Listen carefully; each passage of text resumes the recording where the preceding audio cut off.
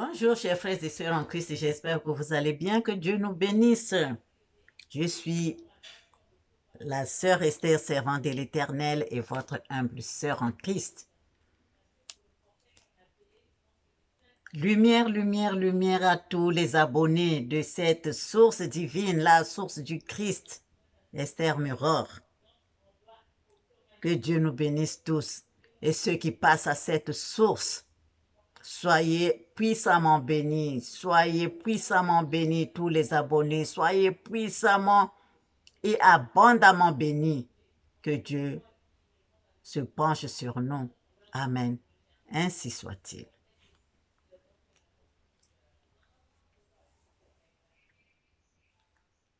Chers frères et sœurs, pour l'Ascension, qui tombe donc le jeudi 26 mai 2022, et nous avons deux thèmes de méditation. Le premier sur 1 Pierre 5 au verset 6 à 7, lisons au nom du Seigneur. Humiliez-vous donc sous la main puissante de Dieu afin qu'il vous élève au temps convenable, et déchargez-vous sur lui de tous vos soucis, car lui-même prend soin de vous. Et dans Proverbe 8, de versets 17 à 18, lisons au nom du Seigneur. J'aime ceux qui m'aiment et ceux qui me cherchent me trouvent. Avec moi sont la richesse et la gloire, les biens durables et la justice. Amen.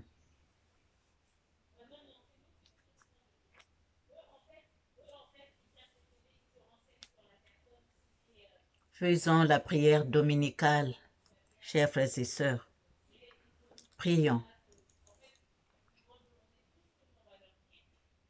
Notre Père qui es aux cieux, que ton nom soit sanctifié, que ton règne vienne, que ta volonté soit faite sur la terre comme au ciel. Donne-nous aujourd'hui notre pain quotidien. Pardonne-nous nos offenses comme nous pardonnons à ceux qui nous ont offensés. Ne nous laisse pas succomber à la tentation, mais délivre-nous du mal, car c'est à toi qu'appartiennent le règne, la puissance et la gloire au siècle des siècles. Amen. Saint, Saint, Saint est le Seigneur Dieu Tout-Puissant qui était, qui est et qui vient. Sois mon bouclier, Seigneur Jésus-Christ, entoure-moi de ta lumière éblouissante.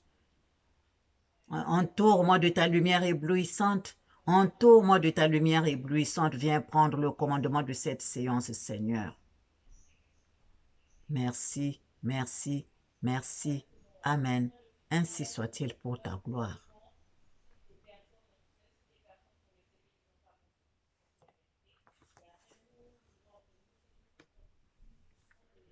Chers frères et sœurs, comme je disais, nous allons travailler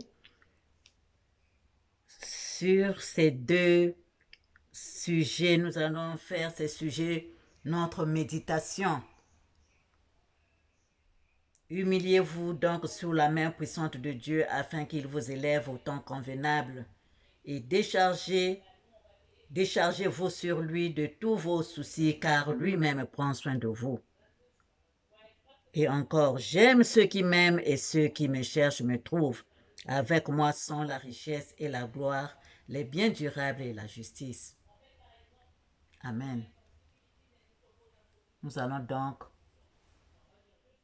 avant d'arriver à l'ascension, chers frères et sœurs, il y a le 16, le jour de la fête de Vesak, le 16 mai 2022, à la pleine lune de mai, là où le Seigneur Jésus-Christ et les initiés, les maîtres de lumière se retrouvent quelque part pour déverser la lumière dans l'univers, pour déverser la lumière dans le monde entier. Et donc, je vous le dis pour que nous soyons conscients de ce jour, le 16 mai, la pleine lune de mai, pour que nous puissions nous aussi bénéficier de cette lumière, de cette grande lumière. Voilà, chers frères et sœurs, donc nous préparons l'ascension de notre Seigneur Jésus-Christ et nous avec lui.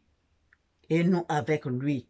C'est pourquoi nous devons invoquer le nom de Jésus-Christ puissamment. Nous devons invoquer le sang de Jésus-Christ puissamment pour travailler en nous parce que nous devons travailler sur le pardon de nos péchés, travailler en nous, dans notre corps physique, éthérique, astral, mental, notre âme et notre esprit. Nous débarrasser de tout ce qui souille l'homme pour bien recevoir cette lumière. C'est une grande période de grande lumière, une période de grande lumière, chers frères et sœurs. Donc, ne ratons pas ça. Ne ratons pas ça, chers frères et sœurs. Donc, nous devons travailler dans nous,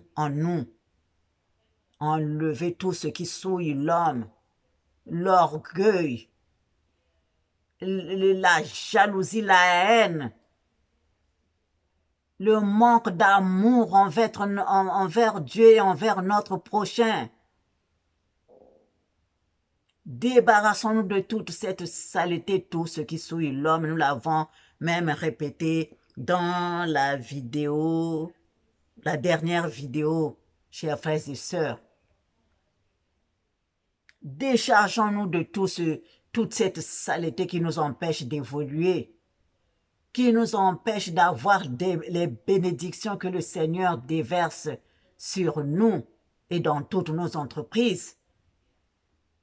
Déchargeons-nous de toute cette lourdeur, de toute cette paresse, de la haine envers notre prochain. Déchargeons-nous de toute cette saleté, chers frères et sœurs. C'est pourquoi nous allons demander pardon. Repentons-nous, repentons-nous. Changeons notre vie. Que notre vie soit transformée en lumière. C'est pourquoi nous allons invoquer le sang de Jésus-Christ en nous. Le sang de Jésus-Christ qui est lumière, qui est puissant. Chers frères et sœurs, c'est pourquoi nous allons, pour nous éclairer toujours, nous allons lire dans la Bible miroir de la création, tome 2, de notre maître Abraham Michael Ivanhoe, à la page 531, mais surtout 532. Les puissances du sang, la coupe du Graal.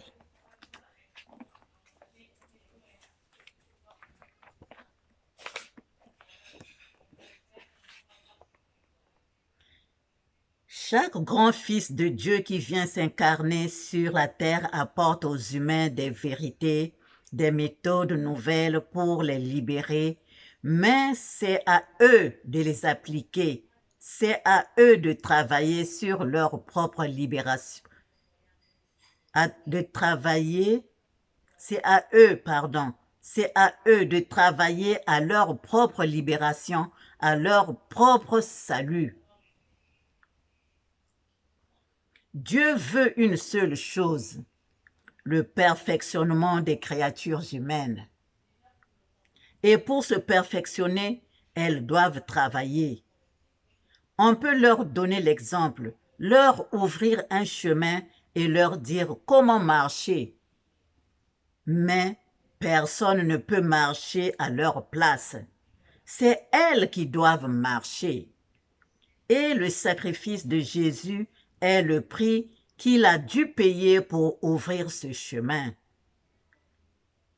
Jésus est apparu à une époque où le chemin qui mène au monde spirituel était tellement obstrué par des entités ténébreuses que seuls des êtres d'une élévation, d'une volonté, d'une audace exceptionnelle avaient la possibilité d'avancer. La foule, le peuple végétait. Du temps de Jésus, toutes les religions pratiquaient des sacrifices sanglants et donc les entités du monde astral, ces entités que l'on appelle larves, élémentaux, qui se nourrissent des émanations produites par le sang des victimes ne cessaient de se multiplier, de se renforcer, formant autour des humains une atmosphère ténébreuse, malsaine. C'est à travers ces miasmes du plan astral que Jésus a voulu ouvrir une voie pour nous, pour que tous, même les plus déshérités, puissent intérieurement aller à la rencontre de leur Père céleste. Je vais relire cette partie. C'est à travers ces miasmes du plan astral que Jésus a voulu ouvrir une voie pour que tous, même les plus déshérités, puissent intérieurement aller à la rencontre de leur Père céleste. Mais de même que pour faire une route sur la terre, il faut commencer par déblayer le terrain. Dans le plan astral, il fallait chasser les entités qui obstruaient le chemin. C'est pourquoi, à la place du sang des victimes qui leur servait de nourriture, Jésus a accepté de donner le sien. Oui, c'est là un grand mystère, le pouvoir du sang. Quand on dit que Jésus a versé son sang pour nous, il faut comprendre ce sang comme un fluide très pur, qui est une condensation de la vie divine. Car avant d'être le liquide rouge qui circule dans un corps, le sang est une quintessence subtile porteuse de vie. Même si chimiquement, le sang de tous les humains est composé d'éléments identiques, toutes les créatures n'ont pas le même sang. Sa qualité dépend de leur façon de vivre, de leur qualité et vertu, de leur degré d'évolution. Et si, en apparence, le sang de Jésus ne différait pas de celui de n'importe quel autre être humain, en réalité, chaque goutte de son sang était pareille à une pure particule de lumière d'une extraordinaire intensité. Seule la lumière du soleil peut lui être comparée. Jésus avait fait un si grand travail sur lui-même. Il s'était tellement identifié à son Père céleste que son sang était devenu une condensation de la vie divine. En tombant sur le sol, les substances dont ce sang était imprégné ont modifié quelque chose dans la matière éthérique de la terre, faisant apparaître des forces et des vertus qu'elle ne possédait pas jusque-là. Et lorsque les entités du monde astral se sont précipitées sur ce sang pour s'en nourrir, il a produit sur elles le même effet qu'une liqueur trop forte. Elles n'ont pas pu la supporter et elles ont été comme enivrées, anesthésiées. Elles ne présentaient donc plus aucune résistance et, à partir de ce moment-là, la voie était libre pour tous les humains. En faisant sur la croix le sacrifice de sa vie, Jésus a libéré des puissances spirituelles inouïes qui ont agi pour l'évolution de l'humanité. Les énergies célestes dans son sang étaient imprégnées, ont déclenché des courants jusque-là inconnus qui allaient donner naissance à une nouvelle époque. Amen.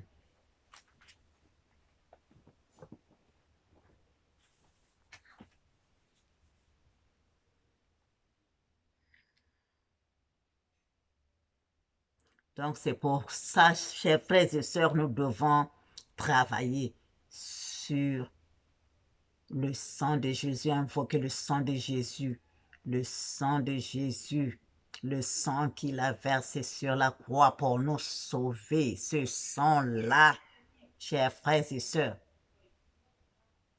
Mais nous devons d'abord enlever ce qui est en nous, qui est sale.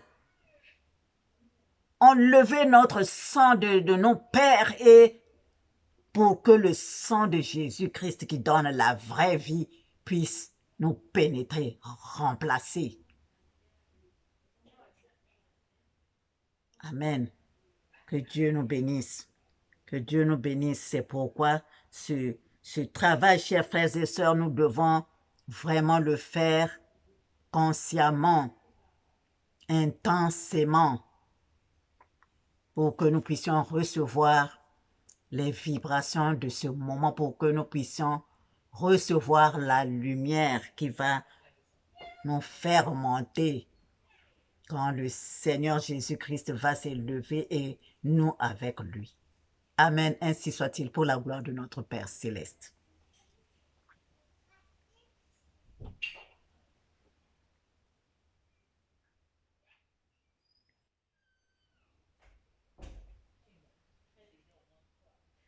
Nous allons donc demander pardon, pardon, pardon. Nous allons travailler en nous, nous devons travailler sur nous. Nous dépouiller parce que le jour de cette fête de Vesak, pour là où le Seigneur et les grands initiés déversent la lumière, nous ne devons pas avoir même un métal sur nous, pas des bijoux, rien. Ce jour-là, le 16, le jour de la grande lumière dans l'univers, sur le monde entier. Et c'est ça qui va déjà, comme nous travaillons, c'est ça qui fera que le jour de l'ascension, nous nous élevons facilement avec notre Seigneur. Amen. Nous allons lire la parole de Dieu dans Luc 4.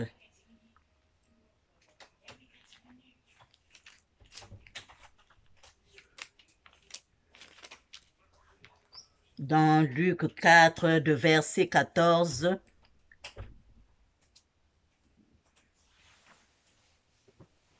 à 19, lisant au nom du Seigneur.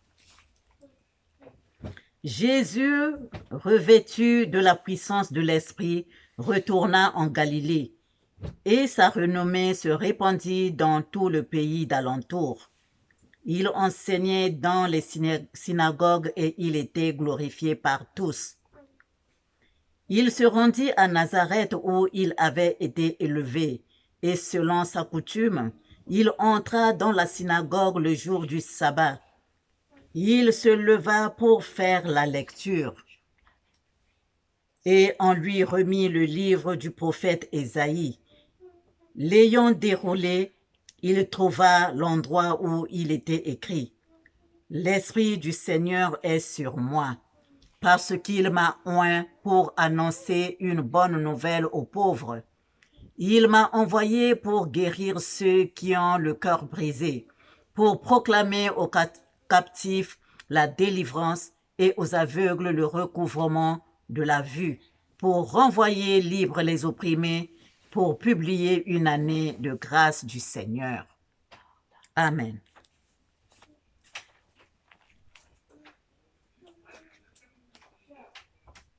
Nous allons donc chanter l'hymne de la grâce.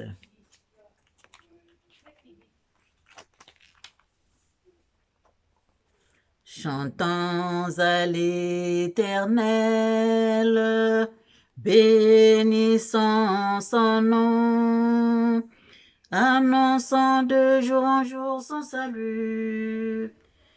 Racontons parmi les nations sa gloire, parmi tous les peuples ses merveilles, car l'Éternel est grand, très digne de louange, il est redoutable au-dessus tous les dieux. Car tous les dieux des peuples sont des idoles, et l'Éternel a fait les cieux.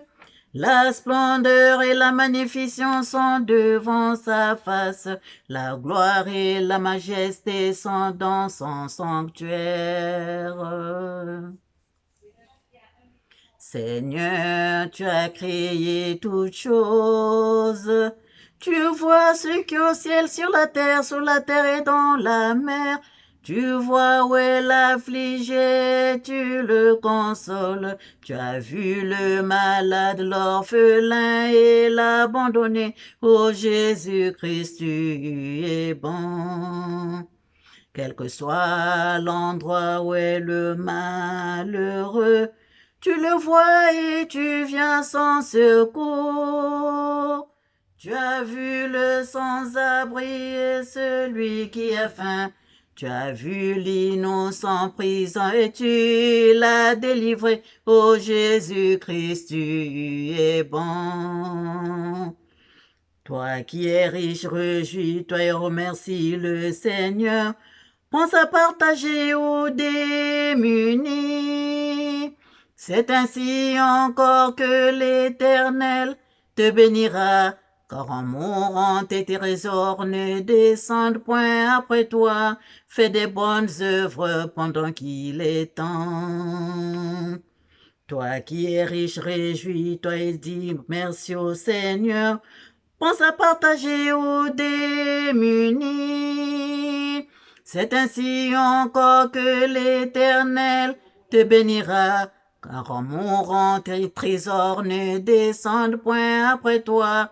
Fais des bonnes œuvres pendant qu'il est temps. Seigneur clément et plein de compassion, tu as vu la veuve et celui qui pleure. Tu as vu, Seigneur, tous les coins de l'univers. Tu as vu ce qui était, ce qui est et qui sera. Ô Jésus-Christ, tu es bon. L'Éternel règne, que la terre soit dans l'allégresse, les nuages et l'obscurité l'environnent, la justice et l'équité sont la base de son trône, le feu marche devant lui et embrase alentour ses adversaires. Ses éclairs illuminent le monde, la terre le voit et tremble. Les montagnes se fondent comme l'acier devant l'Éternel, Seigneur de toute la terre. Car toi, Éternel, tu es le Très-Haut sur toute la terre. Tu es souverainement élevé au-dessus de tous les dieux. Tu es souverainement élevé. Car toi, Éternel, tu es le Très-Haut. Tu es souverainement élevé.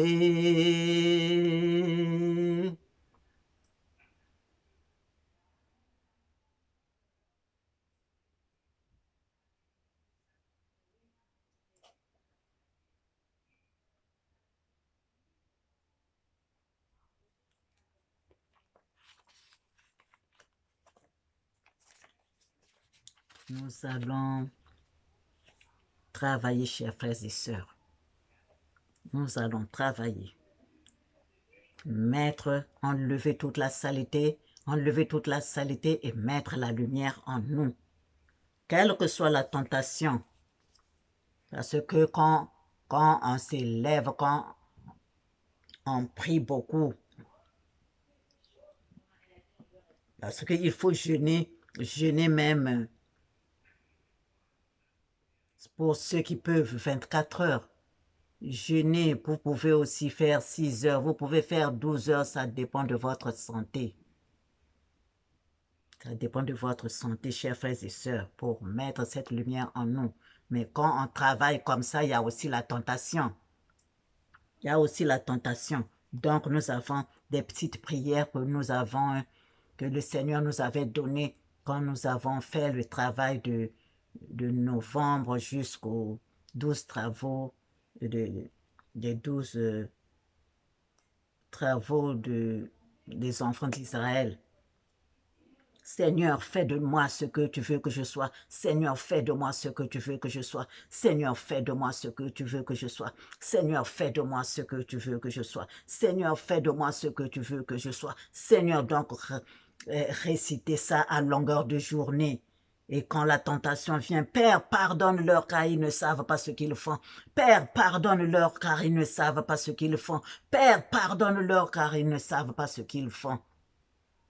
C'est comme ça que nous allons arriver jusqu'à l'ascension, jusqu'à l'ascension. Après, ça sera la Pentecôte. Donc, déjà, nous avons travaillé. Notre travail, il faut que nous mentions avec le Seigneur Jésus-Christ de Nazareth. Amen. Ainsi soit-il pour la gloire de notre Père Céleste, pour la gloire de notre Père Céleste, pour la gloire de notre Père Céleste. Donc, nous allons méditer sur ces deux sujets dans 1 Pierre 5, de versets 6 à 7, et dans Proverbe 8, de 17 à 18. Amen. Pour la gloire de notre Père Céleste. Au revoir, chers frères et sœurs, et à bientôt.